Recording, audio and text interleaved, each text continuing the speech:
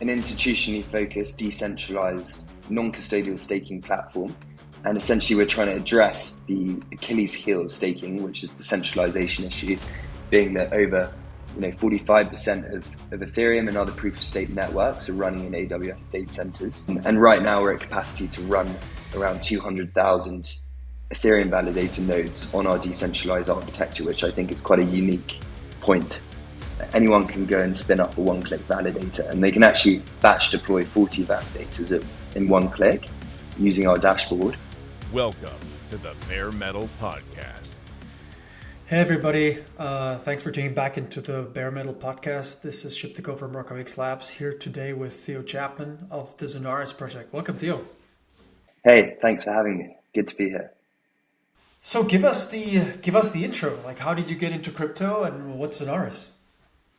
I got into crypto a long time ago when I was a teenager at school, and I remember trying to buy a fake ID online, and one of the ways to buy a fake ID was to buy a Bitcoin and then send your Bitcoin to this guy. I don't think I ever ended up doing it. I probably should have done it and then just kept hold of the Bitcoin. But I remember that was my first time I ever saw Bitcoin. I was probably about 14, 15 years old. And then I gradually got more interested in it. Some of my family actually invested, and then I sort of also made some investments in it growing up as a sort of teenager. And then at university, I studied real estate, which is totally different, one of the most traditional asset classes compared to crypto, which is obviously one of the newest. But I wrote my dissertation at university on how blockchain can revolutionize real estate transactions and conveyancing. So that's So kind of almost how like I got real world into assets before it was hip. real world assets, but real estate. Like you see a lot of these new real world asset projects coming about, like tokenized money funds and these super interesting areas. But I think real estate's still got a long way to go. It's still a good 10 years off getting sort of adoption from all those traditional real estate firms. So what about Zonaris? Like, how did you come to build the project and what is it all about? Yeah, so Zonaris is an institutionally focused, decentralized, non-custodial staking platform that's leveraging GreenEdge's infrastructure and Hewlett-Packard servers. And essentially, we're trying to address the Achilles heel of staking, which is the centralization issue, being that over 45% of Ethereum and other proof of stake networks are running in AWS data centers. And we're differentiating from centralized cloud providers and staking providers that use centralized cloud with next gen architecture. And it's our own institutional grade, ESG driven, CO2 neutral bare metal. And essentially, we're trying to scale and underpin the next wave of staking products, including staked ETFs, Bitcoin staking, which are all emerging trends expected to come about sort of later in 2024 and 2025. And right now we're at capacity to run around 200,000 Ethereum validator nodes on our decentralized architecture, which I think is quite a unique point. So let's take this one by one. So you work in DC. Do you have a multi DC setup? In what regions are you guys active in? Yeah, so we're geo-distributed. We've got two data centers which we're operating in Vienna, one in Salzburg, one in St. Gallen, and one in Frankfurt. And then we're sort of looking to expand in areas that meet our decentralized criteria, and areas that also are safe from a regulatory point of view for staking. Yeah, regulatory point of view is going to come up pretty often.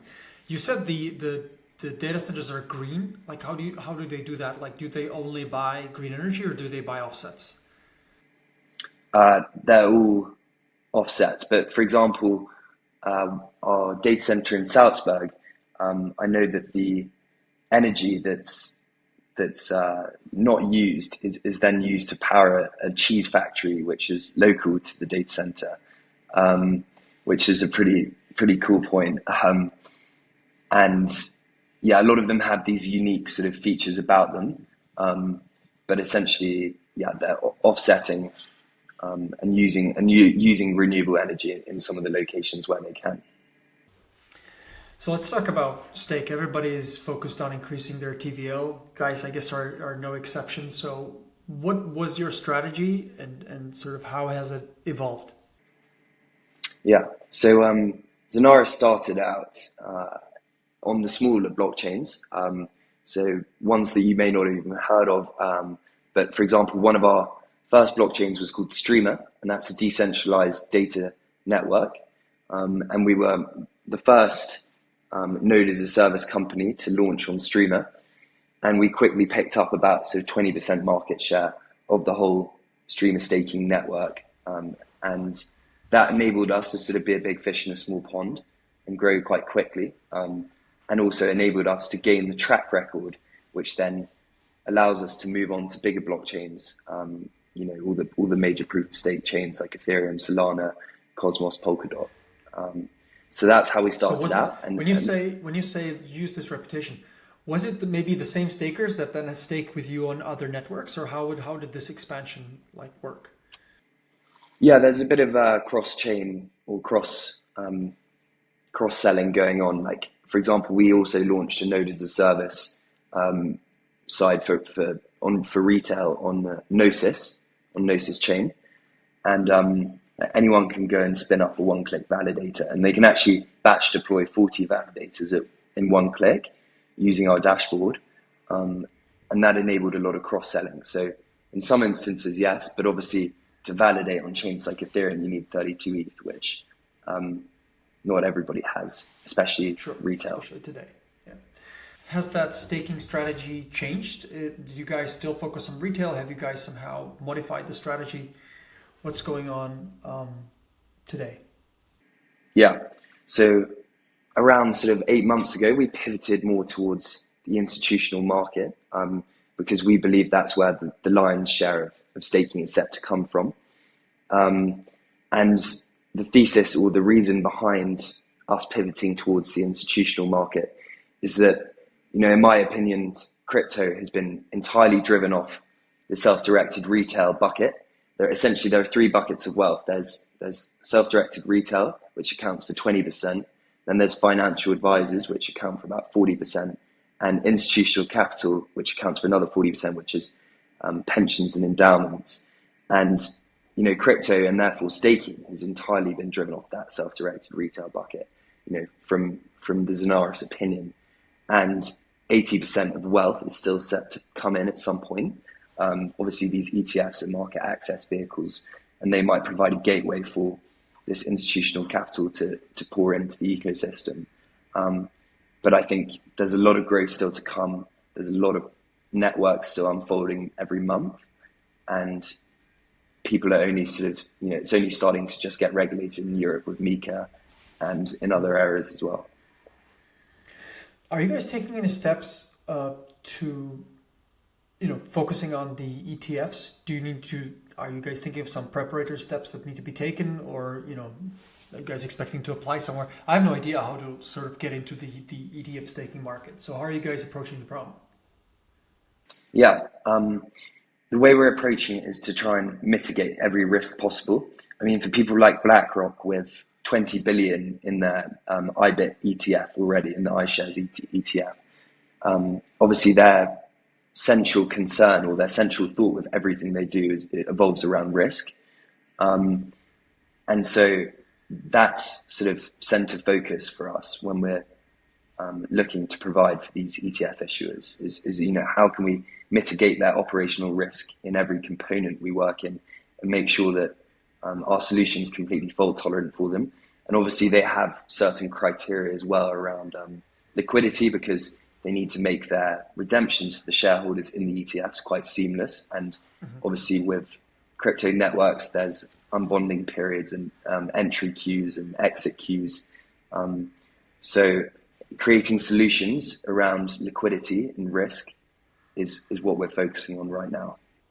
Right. Yeah, that could be an interesting differentiator where you could promise BlackRock you can redeem the ETH faster than the execute. That's the objective here. Is that right? Yeah, I mean, look, we're still exploring. It's very early stage.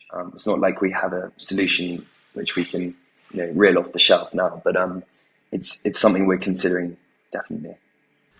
That's definitely an interesting concern.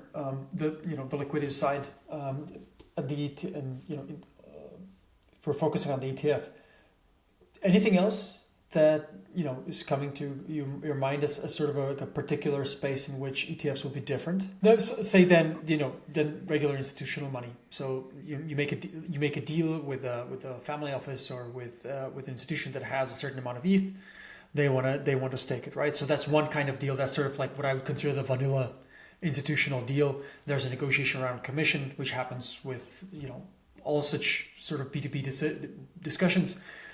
But the ETF is sort of like it's a fire hose of essentially like a mix of capital coming in. The liquidity requirement is an interesting one. So I'm wondering if anything else, if there's any other constraints that you think ETFs will have on staking partners. The risk mitigation, you mentioned one. The liquidity is the second.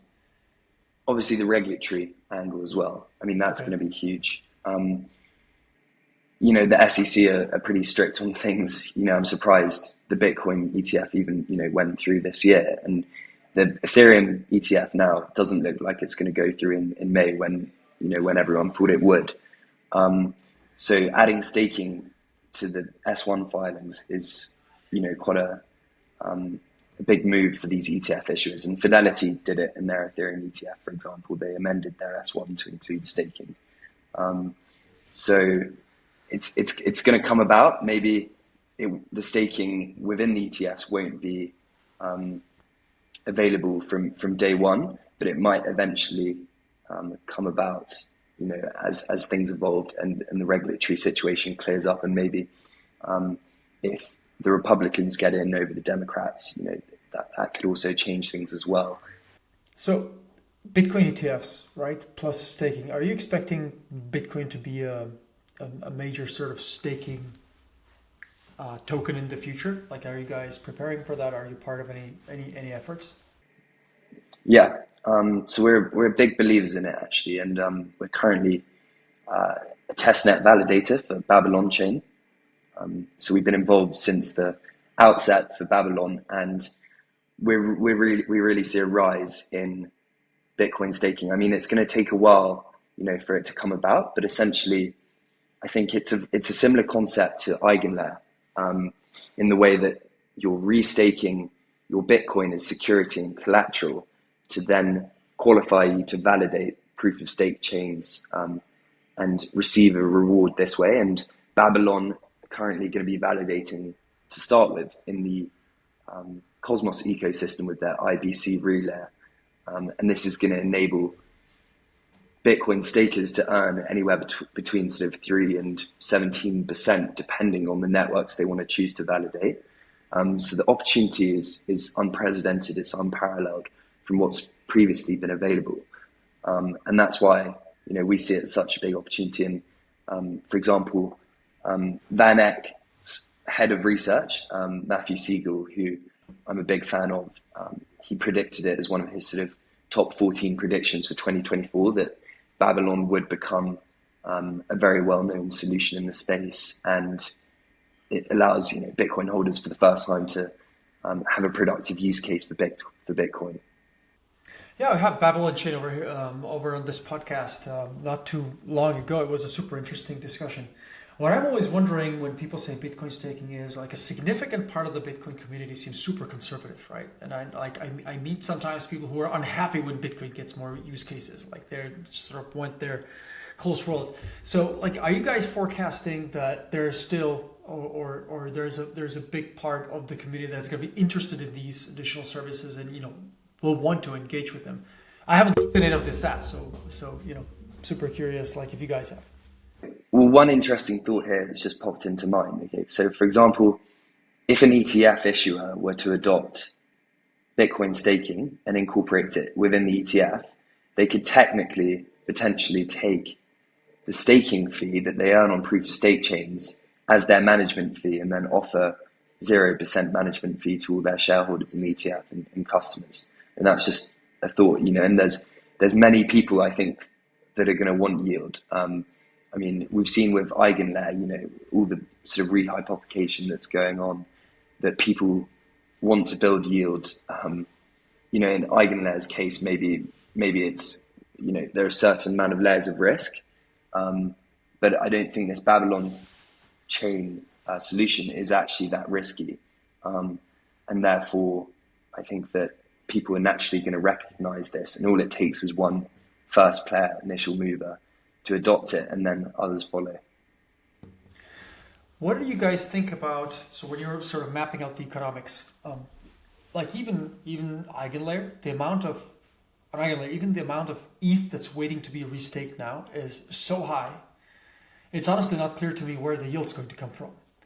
And if you transpose this to Bitcoin, of which there's even more than ETH, and then Babylon Chain allows people to, restake the Bitcoin, would the chains be able to pay, or like, are there enough projects to sort of, provide that yield to all that economic security that's going to come in? Because you need to sort of like, you need to make use of those tokens. You need to put them to work to then be able to like sort of move the reward back. Obviously, the situation is different on chains, say in the Cosmos world, which are app chains which control their own currency, therefore they can mint new tokens.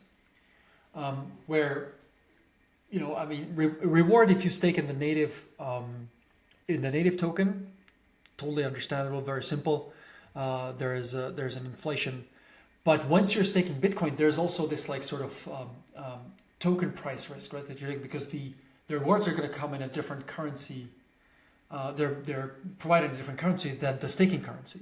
So I'm wondering if you guys are thinking through the dynamics here and what's likely going to happen on this front once even if there is, or especially if there is actually significant Bitcoin demand. Yeah, I mean, price fluctuations is something to definitely take into consideration if you're going to be staking your Bitcoin.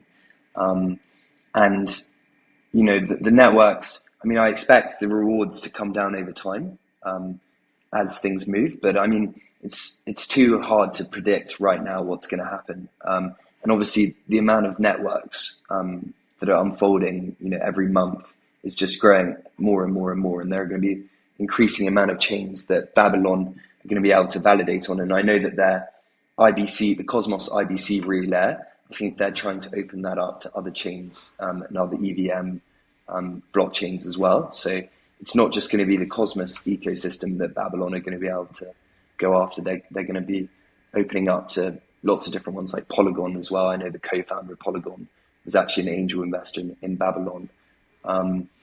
So right now, the way it's going to work is that you essentially get rewarded, obviously in the native proof of stake asset, but the way that your rewards are determined is by the Bitcoin stake you actually lock in and use to secure the network, and that value is translated into USD and USDT, which is then so that your issued share is out. determined in the Bitcoin value denominated as USDT, and then that gives you rights to certain shares or certain part of the profits. Yeah, and it's also, the question's worth raising: what's going to happen to these networks when Bitcoin stakers start stacking up all these different Cosmos proof of stake chain assets? What's going to happen to the prices of those assets if there's a huge amount of sell pressure, or there are a lot of different outcomes that need to be considered, I think, and we're definitely going to learn a lot in the first couple of months. Yeah, absolutely. I'm super interested in seeing like which of these chains are going to be sort of welcoming or like being really interested in Bitcoin being restaked on their chains, because that's going to raise the TVL a lot, which has these sort of downstream effects, right, on the economic relationships in the chain. So I'm wondering, like, talking about Bitcoin staking and things that are coming, how are you guys planning to, present yourself and differentiate yourself in a world of in the world of, say, operating and providing staking services, which does feel like a increasingly tough market? Yeah. Well, obviously, like everyone, when it comes to talking about staking providers, the big word that everyone brings up is commoditize, and how the market itself is becoming commoditized. And we've got to work out how we can decommoditize as a product, as an offering from the rest of the market, really differentiate. And I think the answer to that is building financial products, which can either give headline yield or increase liquidity or lots of different things, but they've got to also be fairly risk-free and within the operational framework of institutional investors. Right. So that's a key constraint, right? The mandate of the institution and what it is allowed to even do with the money, which is actually constraining the products you guys can build. So like this is a very tough question, right? What are the things that have enough added value yet are still permissible within the framework of the company that's providing the money? Yeah. So sorry, continue. So like I do the liquidity part totally makes sense and it jives with the ETF. Do you guys have more concrete ideas around these additional financial products that like involve leverage or? Yeah, we've got a lot of products that we're developing. On our roadmap, we can't quite disclose what the products are at this moment.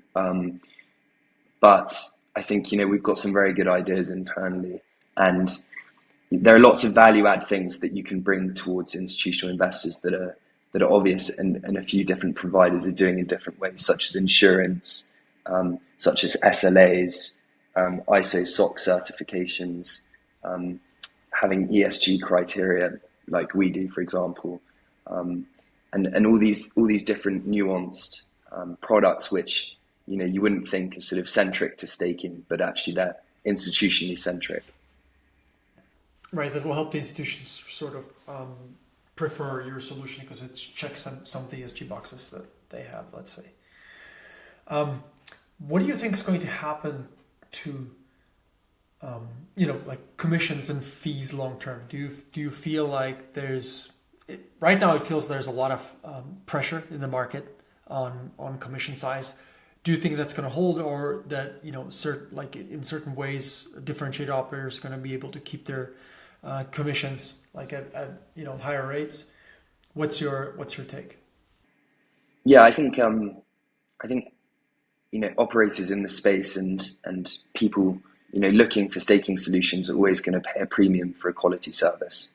And I think as you say, if we can decommoditize our offering, then we can qualify high commissions.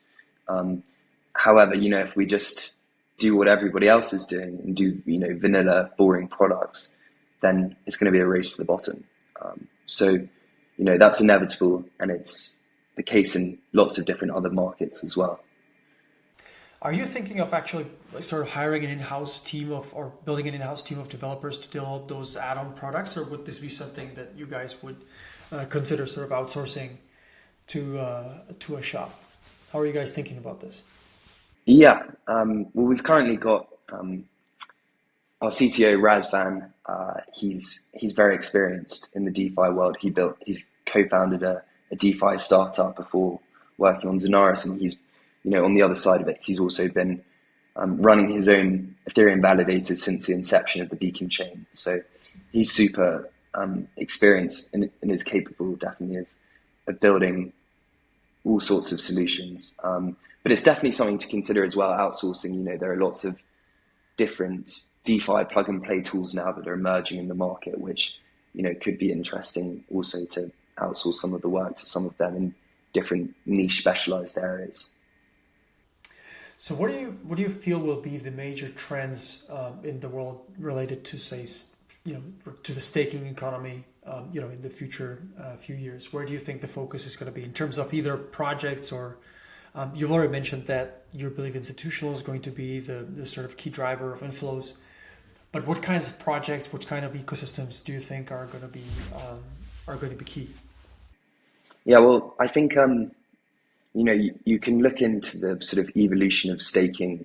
If we go back to the start, we had the birth of proof of stake in like sort of 2017, 2018, where these new networks were born, like Tezos. And then the next sort of natural step from that was liquid staking, which was introduced by Lido in 2021. And then now it's merged into restaking Eigenlayer, and obviously Babylon, what we were just talking about. So it's about thinking about what's going to come next after that, the sort of corner around the corner. And I think actually that there's going to be one concept which I've thought about quite heavily, which might emerge, which is something called long-term staking. And there are a few other people in the space who have thought about this idea, but essentially long-term staking is deciding on how long you want to put down your stake for. And if you decide to put down your stake for 2 years, you might be issued higher rewards than somebody who's just looking to stake for, say, 3 months.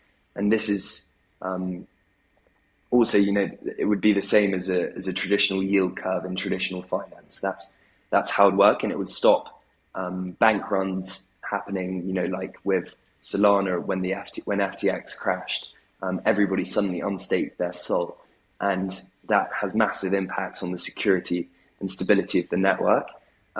So I think if you can get people to lock in their stake and stake long term over a certain amount of periods and therefore qualify for a higher yield, I think that is actually somewhere where the staking market could end up heading. Where would those additional yields come from? Would the underlying chain have to sort of include this in its protocol logic, or do you envision sort of the operator teams in some sense building a market that would offer different yields for different holding periods?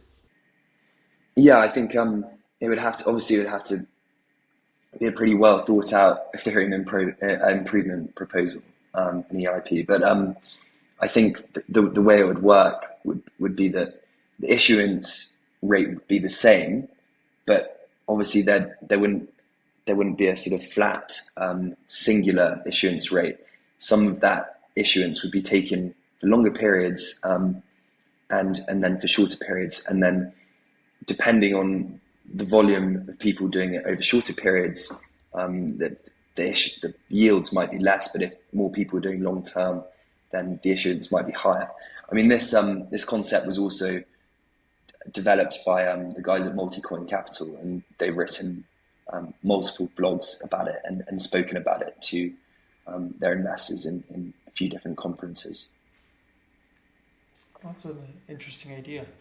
So let's hope staking is here for the long term, and it's going to be sustainable for the operators.